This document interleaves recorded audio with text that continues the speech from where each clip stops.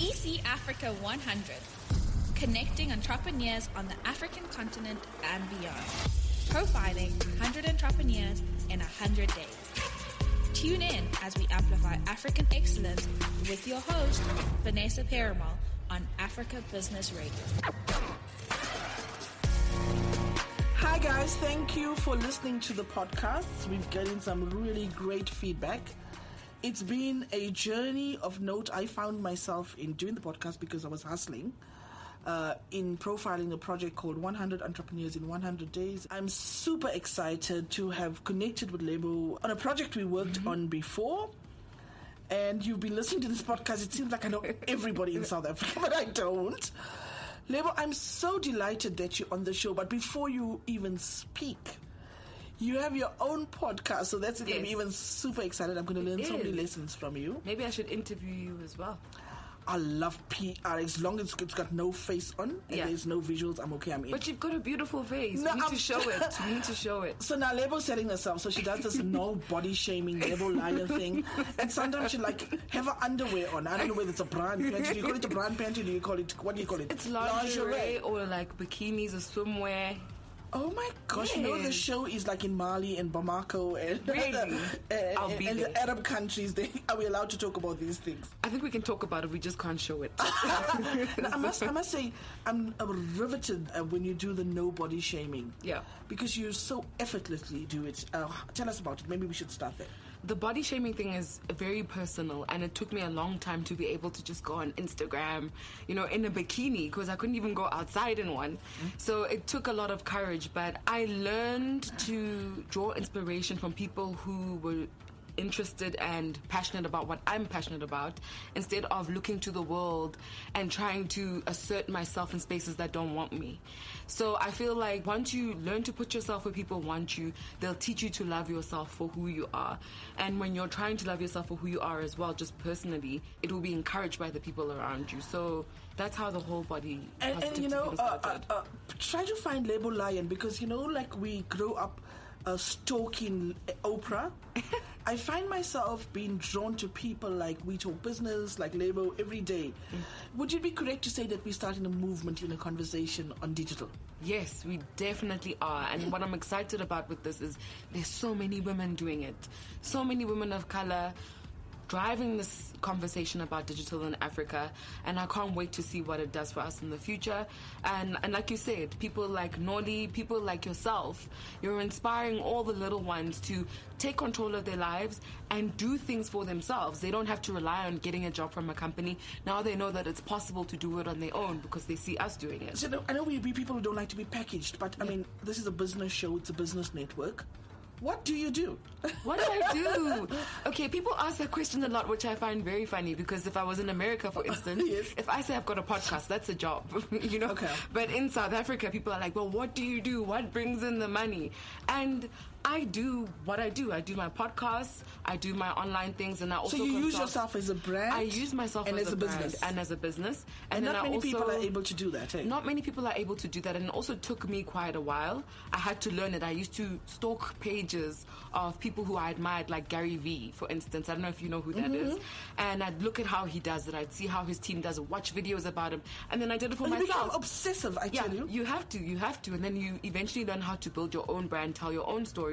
And that's basically what I'm trying to do now. So I've always been consulting. I've been a marketing consultant for different brands, and I felt like I couldn't negotiate a higher salary or a higher paycheck because they were like, but who are you? They were willing to pay somebody who had less experience than me, but who had a bigger brand than me. So I thought, okay, let me stop this. I have to work on my brand, and then I can start negotiating amounts that work for me, and that's what I've basically been doing. And courage is such a thing that so many of us lack. And I like what you're saying, because even like I employ people, I find them stepping up in a digital project like this. We are cash strapped and we know that we're in trouble. Yeah.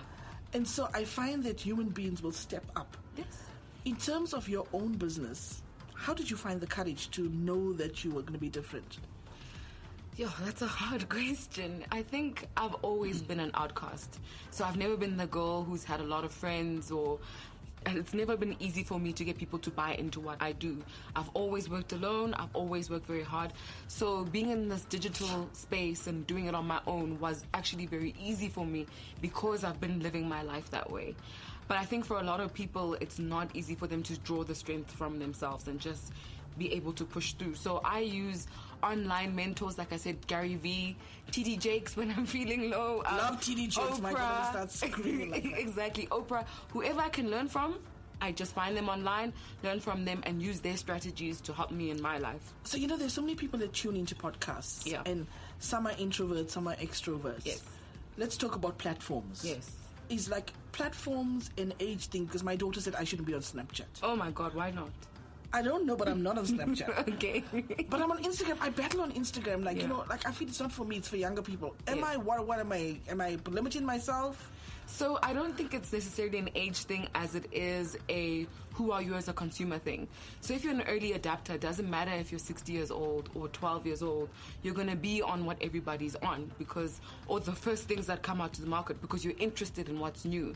But there are some people who just like to stay to one platform that works for them and they're happy with it. Can you monetize a one platform though? You can. There are lots of people, for instance, Facebook is the most powerful platform and I am not a fan. I do not like Facebook, but I understand the power it has to sell your products, to sell your brands. It's easy. Facebook is really great. I think, when we started in South Africa as a business, we had an opportunity because we were black suppliers in a white consumer market, buying from people not like me. Yeah. What I did find about Facebook is that it's a platform I've monetized over and over, but it's hard work, It is. People love the story of JT, my son and daughter. Yeah. So unless I'm talking about them and the kitchen sink flooding and the toilet paper getting finished, and I'm like hustling to put potatoes in a pan, it's difficult. So you have to find your niche, but I do that better. Yeah.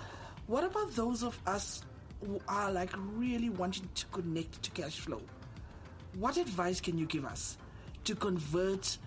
Data is expensive. I'm just trying, someone like you who is so conscious and and I think we need to hear more and more from influencers who can share how to make cash flow.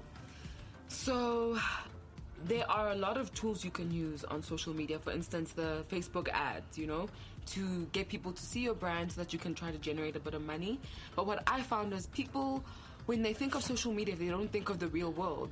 You actually have to make real human connections on the ground to be able to leverage off of them online. So it's a dual role. It's a dual thing. So, for instance, with my podcast, people from the brands will say, hey, we love listening to your podcast, but they won't say, come to our offices. I still have to make a proposal, knock on their door and say, hi, you said you love my podcast. Well, here I am, let's talk. So it's not like they're just going to say, hey, come, we're going to pay you because we see you online. That's not how it works.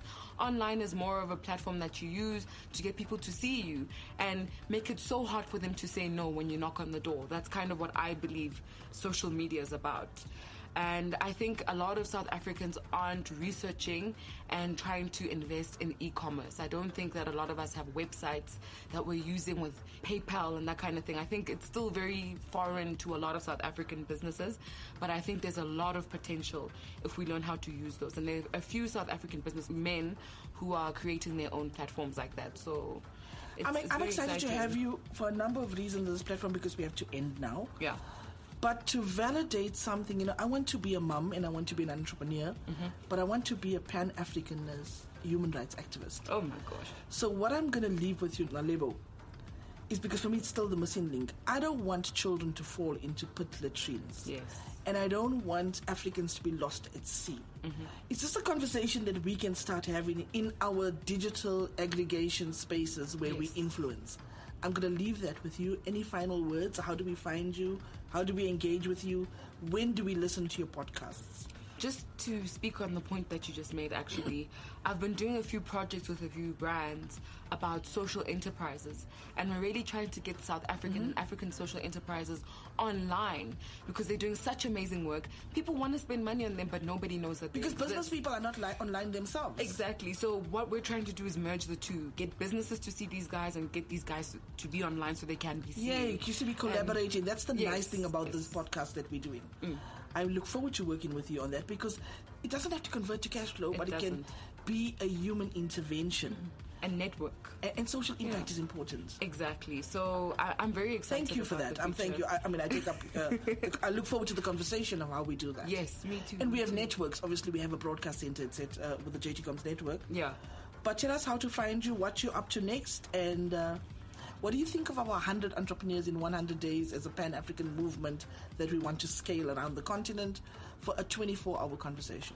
I think the 100 entrepreneurs in 100 days is a bold statement to make, and I think it's really exciting. So as a marketer, I would love to be on a project like this and sell it, because I think the whole of Africa wants to hear a story like this. We're going to Tanzania next. You go with us. Content.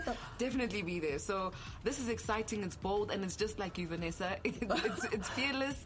You're either all in or all out. So you're all in here, and we can. But it's see exhausting for me to awesome. do all myself when we don't have money, and it's going to be exciting to have another voice, because it's 54 countries. So if you get 54 of us, what did we say for Winnie Mandela? We amplified. Yes, we do. That's what we need to do. We will. And we want to see the conversion of this. It will definitely. I have faith in this. I think it's really bold. It's very exciting. 100 entrepreneurs in 100 days. Who wouldn't want to be a part of that? Honestly, I think it's really exciting. So I can't wait to see what you and your team do with this. It's really, really cool. And I can't wait for you to join us on our team. Thank you, Lebo. Thank you, Vanessa. And if anyone's looking for me, they can find me online. I live there at Lebo Lion_SA on Twitter, Facebook, and Instagram. So I look forward to, thank you for listening, guys. I look forward to be in conversation with Lebo on her chair when she leads the conversation. As entrepreneurs, what I've learned with this interview with Lebo is that we need to, I got an email earlier where someone I thought would step in and help me out and didn't, even to come on the show. So when we arrive for each other, I think that's a shift. Yes. So I'm excited. Thank you for listening, guys. Tune in again. 100 entrepreneurs in 100 days could be in your country soon.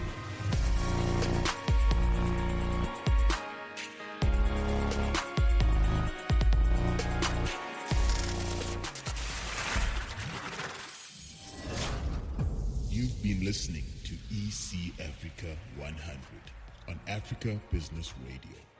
Join the conversation. #ECAfrica 100.